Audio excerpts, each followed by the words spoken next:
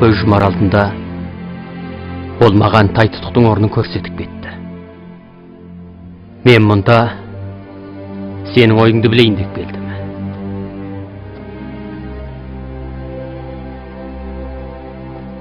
Гуңжин кімді көрсетті екен? Сені көрсетті. Мен ол екеуміздің пікіріміз бір жерден шықпайтыны. Солай. Гуңжиннің сені көрсетерін мен де ойламаған екем. Дүниеде адам қырасында жіп тағу қиын. Гуңжинді сен дүниедегі көкірегі ең тар адам деуіңе де, немесе Алатау ашасынан келмейтін кең пейіл адам деуіңе де әбден болады. Сонау күріш сатып танысқаннан бері аттай шелеп 15 жыл өте шығыпты. Оның тұтқиыл қазасы қабырғамды қайыстырып, қайтерімді білмей тұрмын. Қосын бассыз болса болмайды. Гуңжиннің қалың қолға бас болғанына 10 неше жыл болды. Ол кеткен екен, дереу бір адам тауып, бүкіл қосынды қолын өткізуім керек. Иемнің қандай ойы бар?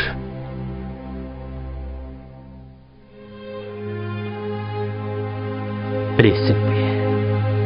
Әнеу күні Гуңжиннің құзырында саған неге ашу шақырып, соның алдында сені мәнсабыңнан алып тастадым. Ол күні аузыма жеп бола алмай, иемнің шамына тиіп қойдым.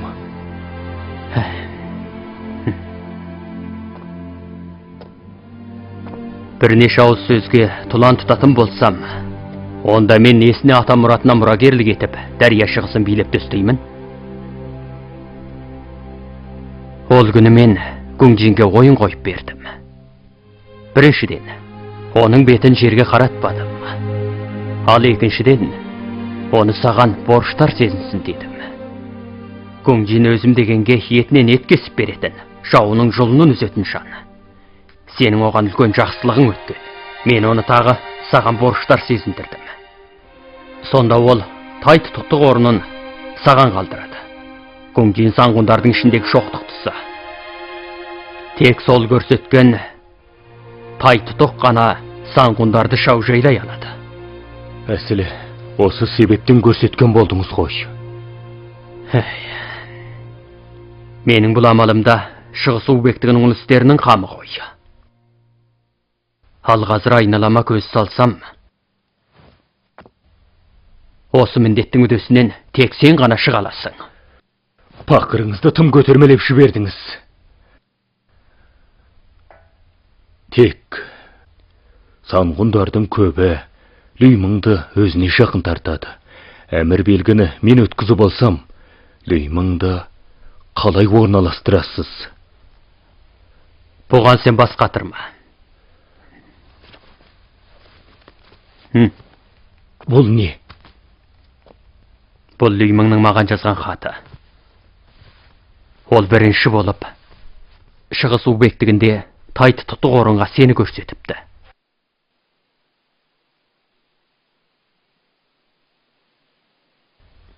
Замин.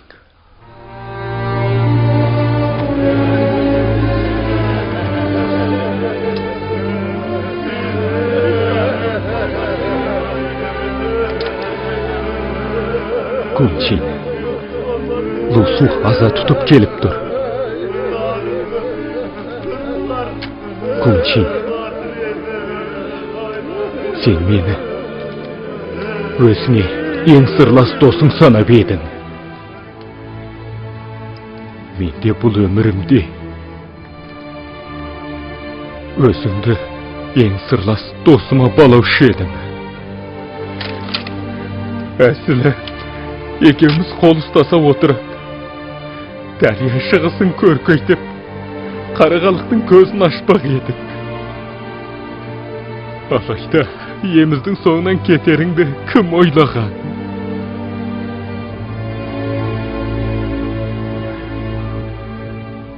Endi Darya шығысының ісіне ием кімнен ақыл сұраймын? Мен бейбақ кімнен ақыл сұраймын? Күңжин!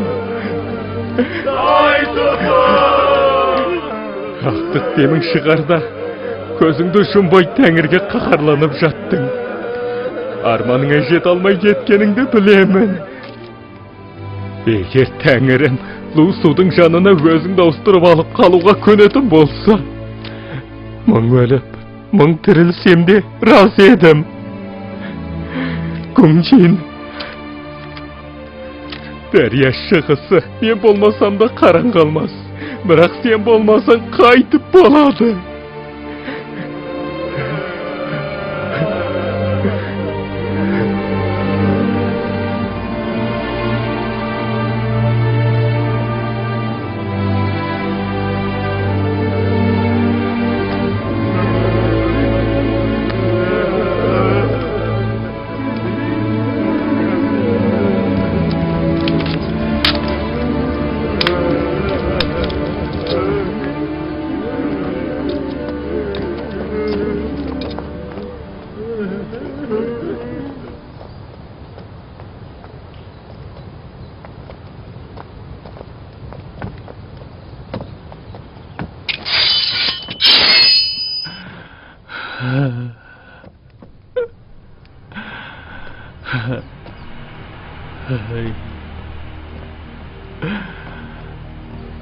Bizde ökünüşke kaldırıp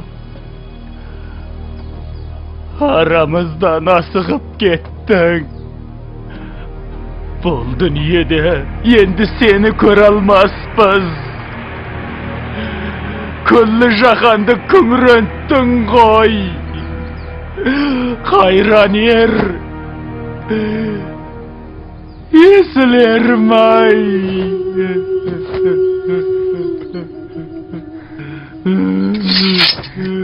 Әккілік деген осы.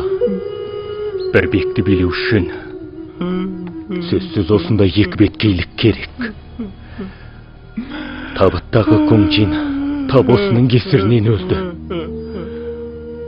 Бірақ ол қазір әке шешесі өлгенде өкіруін елден ерекше соған батқандай.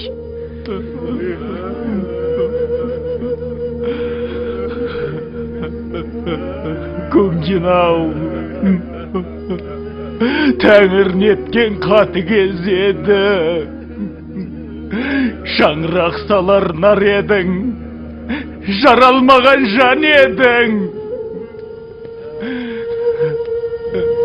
Чабай чайқасында сіздің айлаңызға сүйеніп, сау-саудың 830 мың қолын отқа орап, Дария түстігінің жарымынан астамын тыныштандырған едіңіз ғой.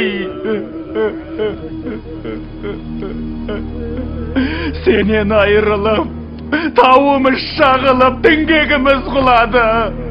Кім боздамай тұралсын, досқасыңның қайсының жүрек езілмесін.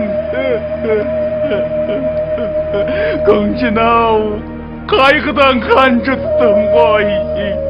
Күңжин, тас бауыр тәңірім-ай, болмаса бауырмен ақтық рет жүздес алмадым ғой. Екі күн көзіл алмай, етегім жасқа толып, өзің арнап жоқтау жаздым. Қара жер хабар беріп жазса, зар мұңымды түсінгейсің бауырым.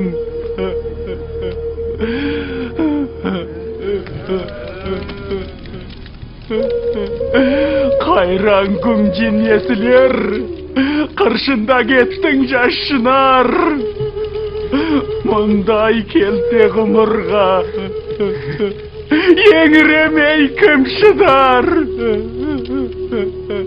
Күйігімді ашайын, қайғыңа шарап шашармын. Разы болсын армағың, қасыңда тұр мен мұндар.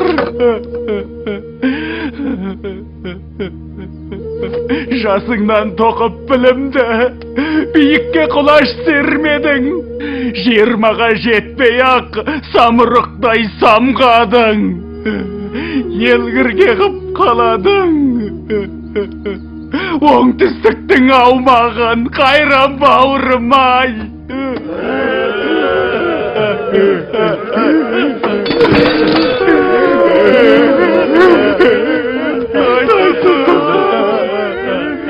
Қайран күңжінесілер, бақыл бол енді арысым. Тағдырдың ісі қош десек, мұратыңды пақырың. Ұшпағына жеткізбек, осы бір ізгі көңілімді. Арвағың білсін тек, өзіңдей асыл арысты. Шайнасам дүниені, енді қайтып таппаспын. Батыл бол енді қайран ер, кеудемді иіп қоштастым. Жүзіңді көруге де орай болмады-ау күңжен. Ақтық рет өзіңмен кезік алмай қалдым-ау.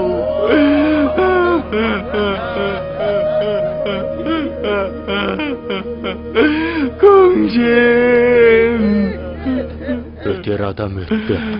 Сабыр етіңіз, қайғырмаңыз. Зыжың бауыр, кешігіп балдым. Күңжен бақилық болып, сырласымнан айырылдым-ау. Күңженнің о дүниеде құлақ шалса, мырзаның мына пейілін аруағы бір аунамай қоймас. Мұнда көңіл айтушылардың аяғы үзілмей, шатыр құруға мұрсат болмады.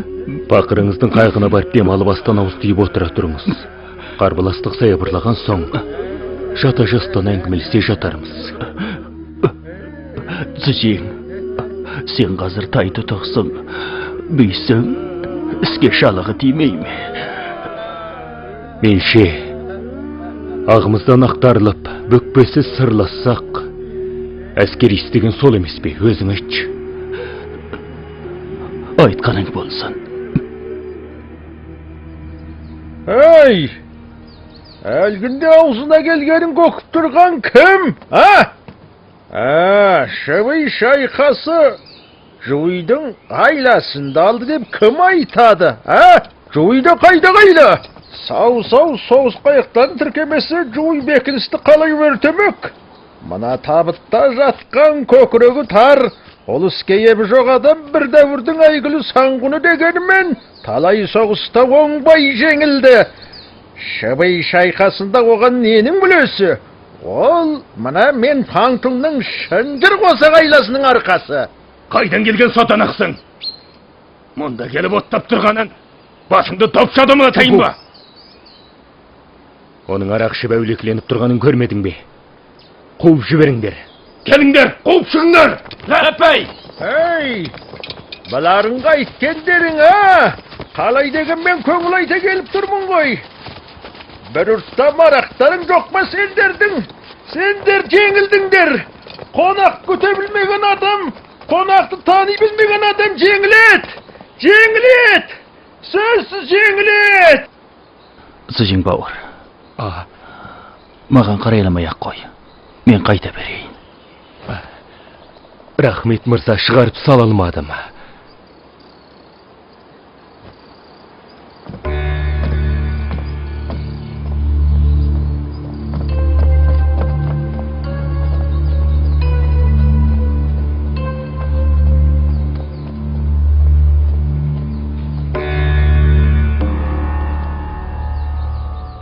Әлгіндегі әулекіні көрдің бе?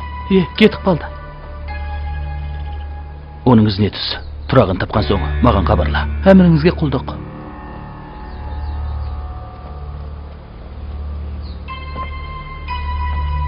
Әлгіндегі әулекіні көрдің бе?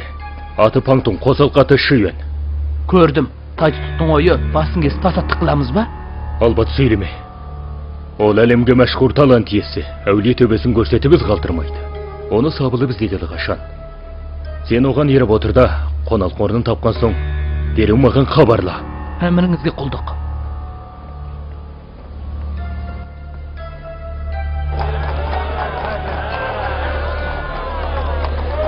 Абайлаңыз Бикеш. Іш жаққа кіріңіздер. Жақсырақ құрмаштар бар. Қане келіңіздер. Жақсырақ дәмді құрмаштар бар. Қане келіңіздер. Батыр келіп қалдыңыздар. Қане ки жүріңіз. Жақсырақ құрмаштар бар.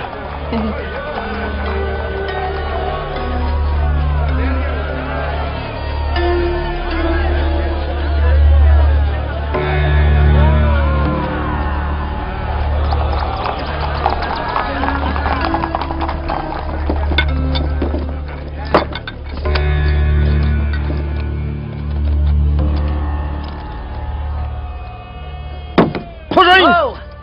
Арақ әкел! Мақұл.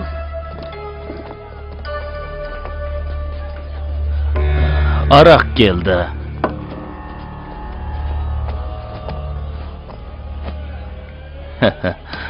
Көңмен, мұнда не қып жүрсің?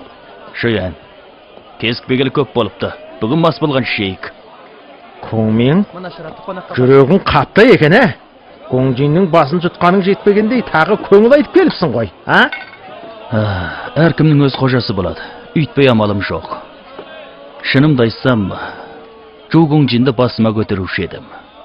Ол кетіп, мықты жауымнан, жақын досымнан айырылғандай болып отырмын. Бұл айтқаның рас. Ақылдыны ақылды қадір тұтушы еді. Бейне мына бір жұп сақпыдай. Табылған сөз.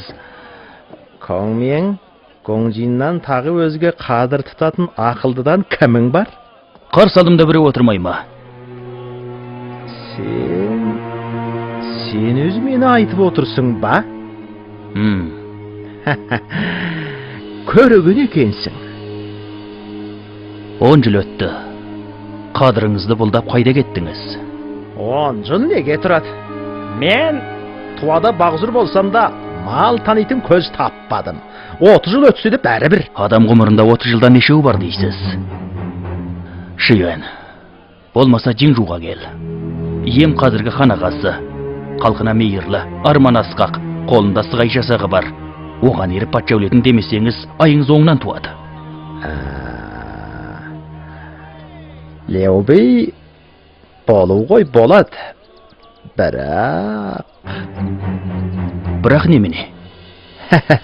Оның қолы қысқа, небәрі 20-30 мың ғана жасағы бар.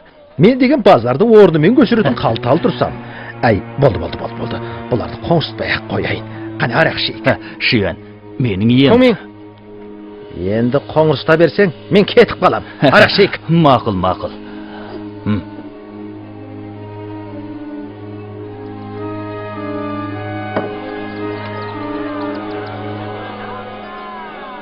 Қане ки жаққа кіріңіз. Жақсырақ дәмді құрмаштар бар.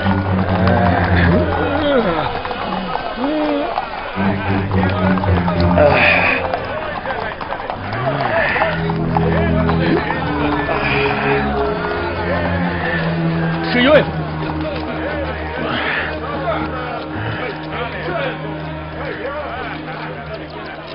Шүйен. Зоден. Шүйен, Күңмен Леубейдің қолтығына кіруге әрбілеген шығар. Сен менің соңымнан адам аңдытып қойыпсың, ә? Асылға көз тікпес адам болған ба? Шүйен, Күңменға шылбыр ұстатпағаның дұрыс болды. Ана Леубейдің іргесі әлсіз, жасағы санаулы. Әуелі құйрығының астындағы Чиншанның өзін бізден уақыты қарыз қалып отыр.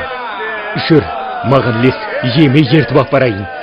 Қара шөзің, дәрия шығысының жасағы мол, санғұны мол. Емейгі жақсыларды ардақтайды, дардыңды сөзсіз әйгілейсің әлі. Жүр, болды жүр деймін. Қайткенің бұл. Жүр. Ой, Гуңжиннің мінезі өр болғаны мен. Бірақ сөн шаңырағымыздың ыстығына күйіп соғына тоңды. Еңбегі ұшан теңіз ғой. Шығыс убектігінің жартысы, соған тән дерлік. Чайсанға келіп топырақ салып, аттандырып салдым қой әйтеу. Бірақ артында қалған жесірімен жас баласын көріп, өзімнің ілгеріде тартқан мейханатым есім оралды. Жүрегім сыздап, сала берді. Шеше, өте қайғырып кетпеңіз. Балаңыз Күңжиннің үй ішін далаға тастамайды. Ем! Ханана, ем, мен бүгін бір ғұламаға кезіктім. Пақырыңыз оны ордаға әрең бастап келді. Ғұлама дейді? Кім? Ұлан Самұрық, Паңтұң, Паңшүйен. Оқтам.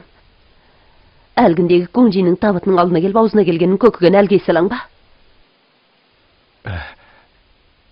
Ие, ханана, сіз қайдан естідіңіз? Мені хабарсыз қалады деп бедің. Бұл есалаң. Чыбый шайқасы менің еңбегім. Тағы Күңжиннің іші тар. Соның табасында қалдым деген сияқтыларды айтқан беді? Ол оның әте істеген сандырағы елді таңдандырып өзіне әйгілемекші болғаны ғой.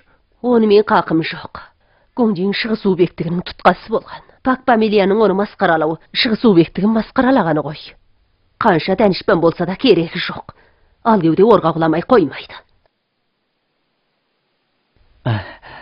Шешем дұрыс айтты. Мына Паңтұң барып тұрған тәкіп бар екен. Шешемнің айтқандай болсын.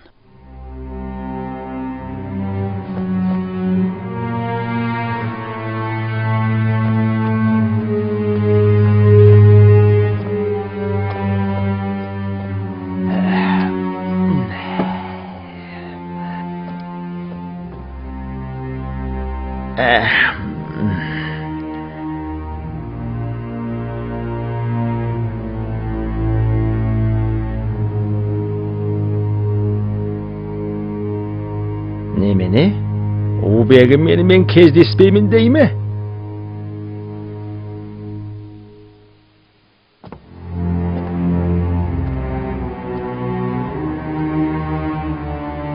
Шүйен, назалым басшы. Хананамыз не сыбыс естігенін білмеймін. Саған теріс қарап отыр. Ем ханананың сөзінен асалмай, кездесуді қаламады. Сен бір өрген жата тұр. Мен еммен қайта жүздесіп көрейін.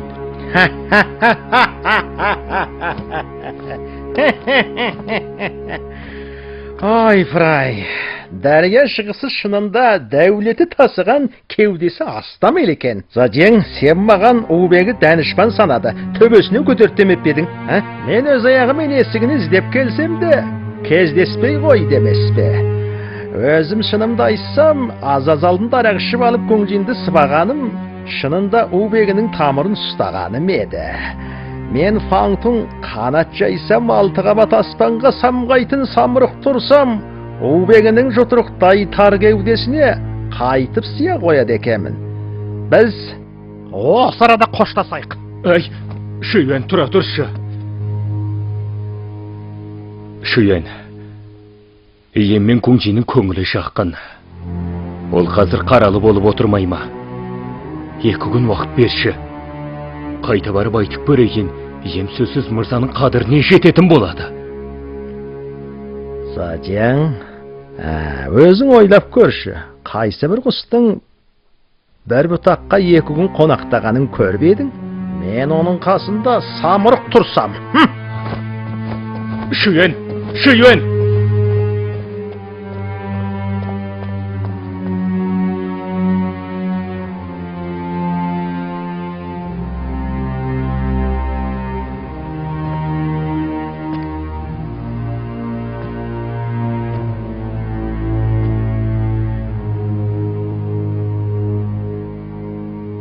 Келіңдер! Аба, ханана бүгін кіммен кездесті? Сен білесің бе? Сүт пісірім ілгері, Жеңжу елшісі Сүнчен ханшаның Жеңжудан жіберген азалғын алып, хананамызбен кезігіп шығып бетті. Бұл сөзсіз Жугөлеңнің ақылы. Ол Сүнченді жіберіп, Паңтұңның Азазалдында көкөгендерін түк қалтырмай ханананың құлағына жеткізген болды. Ханананың тулап тұрған содан.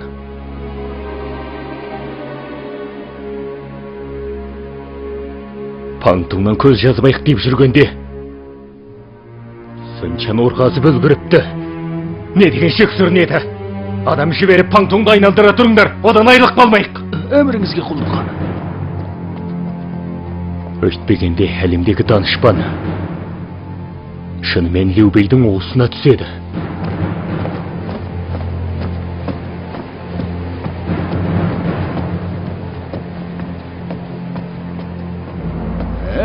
Мырза, қайда барасыз? Мұнан алда қайығыңды айда жең жууға барамын. Өй, есің дұрыс па? Өз ақшаңмен жең жууға барғалы жүрсің бе? Әкау бұл? Онда қанша аласың? Аз дегенде 10 жармақ беретін шығарсың. Қайықшы, қазір қалтамда бар жоқ осы 1 жармақ қана. Мұның өзі арақтан асқан. Мені жеткізгін келсе, жең жууға барғаннан кейін 100 жармақ беретін адам өзі ақ шығады. Ал жеткізгін келмесе, онда өзің біл. Мұныңның шын жалғанын мен қайдан білейін? Болды. Анда мен қайтайын. Мейлі, қайыққа шақ. Мен сені жеткізіп қояйын. Қайықшым, білесің бе, Дария шығысындағы убегіне қарағанда сен адам таниды екенсің. Қане, жүрейік.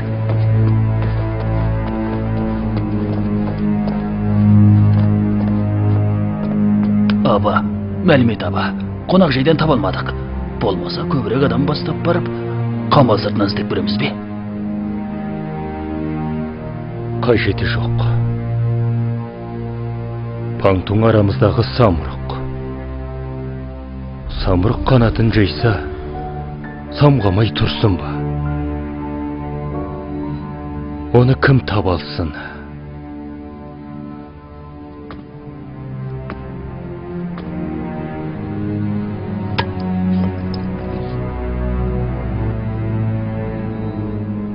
Шығыс су беттігінің ұлан қайыры жерінен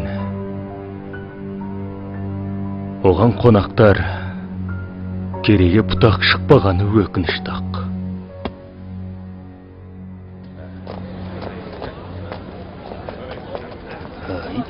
Әкау, мұнда не болып жатыр? Думанды ғой. Неше күннің алдында Дуанбек Любей жарлық шығарып, жең жуудағы қабілеттерімен әңгімелесіп сұрағына жауап берген еді. Көптеген шен-шекпенділер орайдан пайдаланып өзінің туыс-туғандарын ұлыққа ілу үшін таныстырған. Бірақ соңында Любей өңкей ноғандар жиып алған білгеннен кейін қаһарына мініп, бір талайын кері қайтарды. Енді міне бүгін тағы құлақтандыру шығарып, жең жуудағы өнерлердің дуа мекемесіне келіп, емтихан беруін ұқтырыпты. Таңдаулыларын жұмысқа қояды дейді. Оқымыстым. Пақырыңыздың көз жаныры әлсіз еді. Сонда емтиханда Жаугуляң алам екен, айтып беріңізші. Жоқ екен. Бұл қалай болған? Бұл Жаугуляң Наньяңнан шыққан. Жең жуудың білімпаздарымен бірге өскен. Өсек-аяңға қалмау үшін жең жуудан аттанып, әрқайсы аймақтар шарлауға кетіпті. Балай де.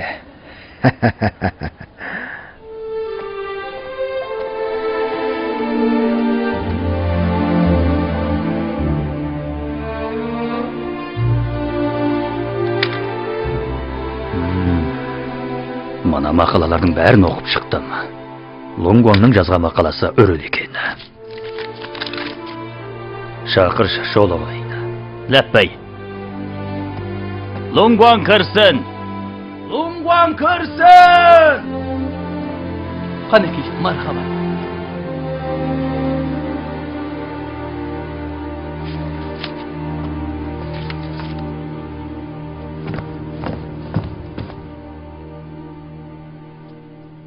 Фақырыңыз Лонгуаңнан хан ағасы Любейге сәлем. Лонгуаң, мына мақалаң тәуір көрінеді. Өзіндік ой айта алыпсың.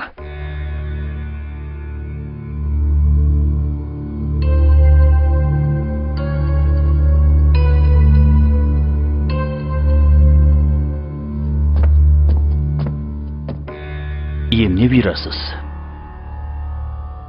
Мына мақаланы Рас анау жазды ма? Солай. Ием, Лунгван қабілетті болғанымен, бірақ өңі сиықсыз екен. Оны маңызды орынға қойсақ, ұлықтардың беделін сүрер ме екен? Ең жақсы ойланып барыңыз. Қалай? Ием, Лунгван білімі мол дегенмен, ел билеуде ебі бар ма жоқ па мұны білмейміз. Болмаса оны әуелі аудан әкім етіп тағайындап, шама шарқын сынақ көрейік. Еті тірі болып жатса, онан кейін шенін көтерсек те кеш емес. Жарайды. Бас төріші өзіңсің, айтқаныңдай болсын. Лунгван Лияң ауданның әкімі болсын. Ләппәй. Ием сені Лияң ауданның әкімдігіне тағайындады.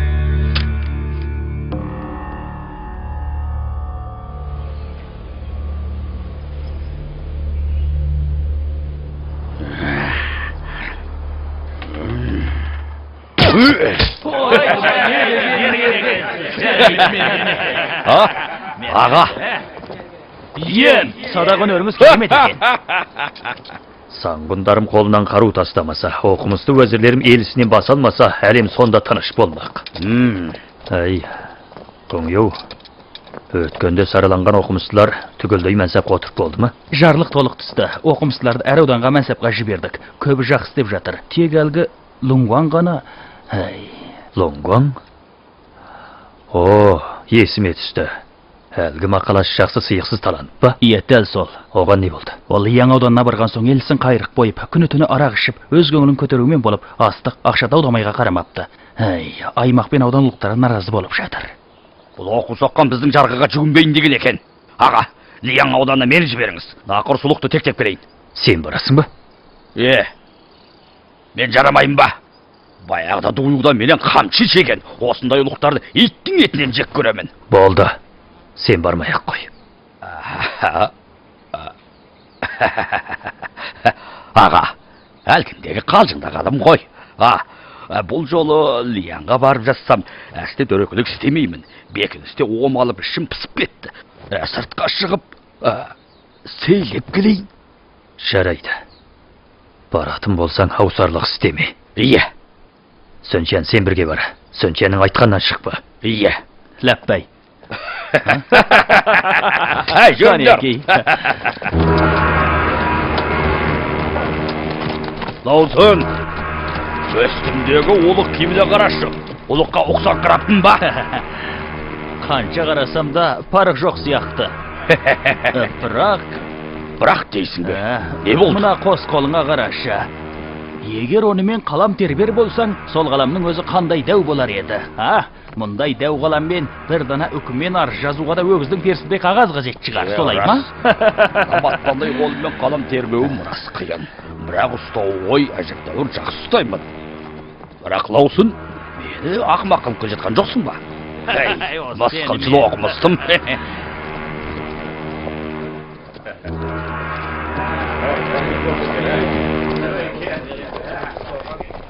Пақырыңыз Саңғұнды қарсы алады. Аудан әкімдерін қайда? Луң әкім ол... Не болды? Мәлімет Саңғұн. Луң әкім келгеннен бір үш айдан асты. Аудандағы үлкендік ішілістердің барлығын тастақ қойды. Бізбен де кеңеспейді. Кібіртік демей өзі төтесін айтшы. Мәлімет Саңғұн. Луң әкім әлі мастығынан айыққан жоқ. Мынау қайуақ болды. Тал түске дейін ұйықтаған несі? Бар. Жамбыл ашылсын.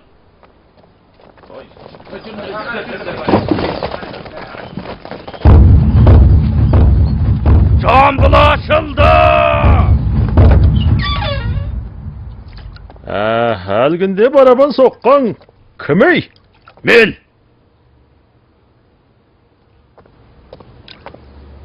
Сен кім едің? Жаңфи боламын. Сен әлгі Чаңбанпода бір ақырып сау-саудың 800 мың қолын керішегіндірген жаңпый боларсың. Аға шөніңнің атағын сен де біледі екенсің. Айтшы қане. Үлкен ағам бір ауданын қалқын саған тапсырған еді. Ол кісінің үмітін неге ақтамайсың? Үмітін ақтамады деймісің? Саңғын, мен сенен сұрайыншы, қайсы шаруаны тастап қойыппын? Ауданға келген жүзгөніңде күнде арақ ішсең бұл шаруаны тастап қойған емей немене? Бас аяғы тай шаптырмаудан да бітпейтін қаншалықты шаруа бар еді. Саңғын сәл отыра тұр, қазырақ тындырайын. Мәртебелім, орныңызды маған беріңіз. Саңғын орныма отырып алыпты. Әкім болған соң жұмыс жүргізетін орын болу керек қой. Сен...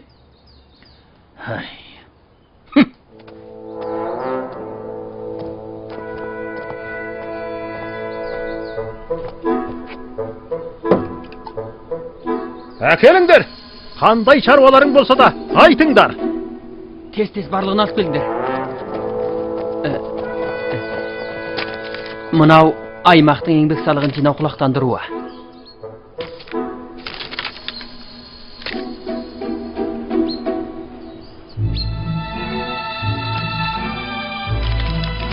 Тағы бар ма? Мынау астық алма салық дәптері есеп буғаннан кейін аймақ уәлиіне жолдап беріледі.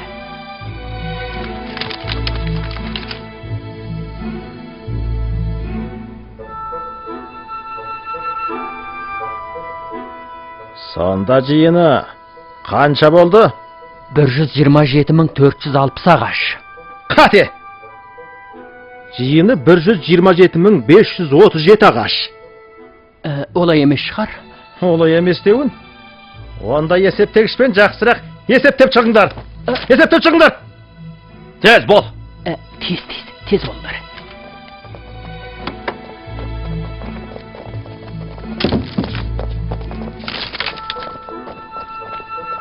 Алдыңғы түтіндікі 5214 ағаш.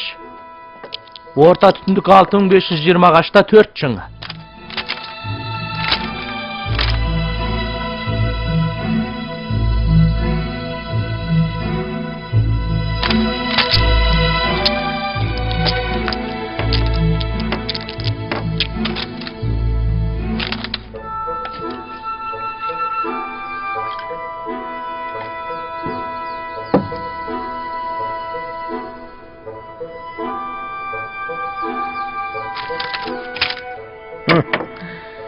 Бекітіп болдым.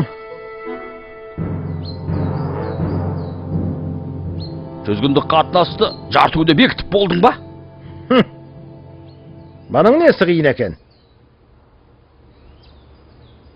Есептеп болдыңдар ма? Есептеп болдық. Қанша болды? Жиыны 127.537 ағаш. Мәлімет Саңғын, әлгінде Лоң әкім дұрыс есептепті.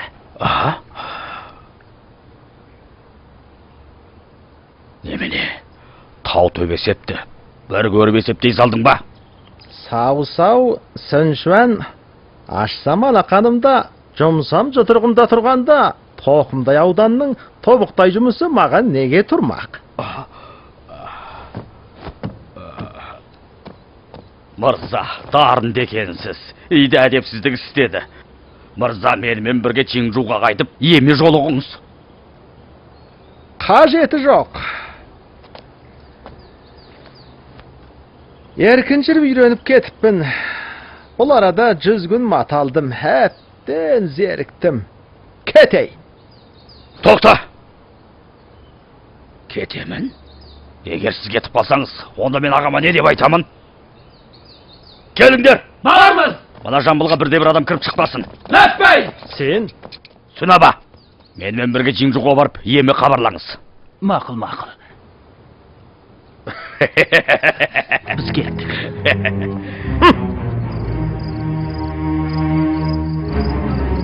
Осындай дәнішпен адам бар екен. Үйтпеуім керек еді. Адамды сыйқына қарап бағалағанымды қарашы. Тез бол, атымды әкел. Янға барамын. Ем, ханым дастархан жайып сізбен бір қайтамашылау тосы болды. Ханым қайта салмаңызды, жұмысы шығып жамылдан шығып кетті де. Аға, жеңге мінезді жан ғой.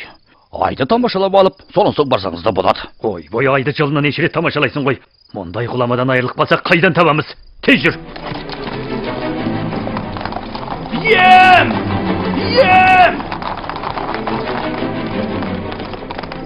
Не болды? Ханым сіз үйге қайсың дейді, аду ауырып қалыпты. Аду ауырып қалса ем шақырып көрсетсе болды ғой. Аға, жеңгем тулап жүрмесін. Онда жұмысың болмасын, Риянға бару маңызды. Жүр.